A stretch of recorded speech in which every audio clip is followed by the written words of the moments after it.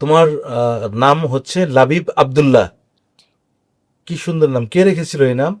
মনে আছে বা কেউ বলছে তোমাকে? বলে নাই?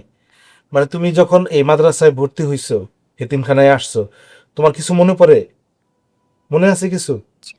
কিচ্ছু মনে নাই? জি না।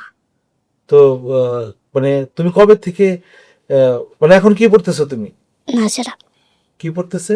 নাজেরে পড়তেছে, হ্যাবজু শুরু করবে আর কি। হ্যাবজা শুরু করবে? হ্যাঁ, ও দেখতে ছোট হইলে কি, ওর মেধা অনেক ভালো, ও অনেক দ্রুত ক্যাপচার করতে পারে।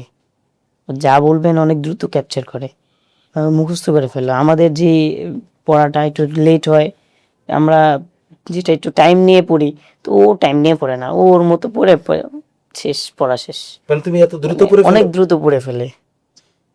মানে কিন্তু বাবা মা কেউ পৃথিবীতে নাই? ও যখন ওকে দিয়ে গেছে তখন ও ছিল কোলে, তখন 1 বছর আমাদের কোলে কোলেই ছিল। এখনো পর্যন্ত ভালোভাবে কথা বলতে পারে না, কিন্তু কোরআন শরীফ পড়তে পারে। কোরআন শরীফ যে পড়তে পারে, এটাই তো আল্লাহ তাআলার কাছে শুকরিয়া। যে কথা বলতে পারে না যে ছেলেটা, ওই ছেলেটা কোরআন শরীফ পড়তেছে।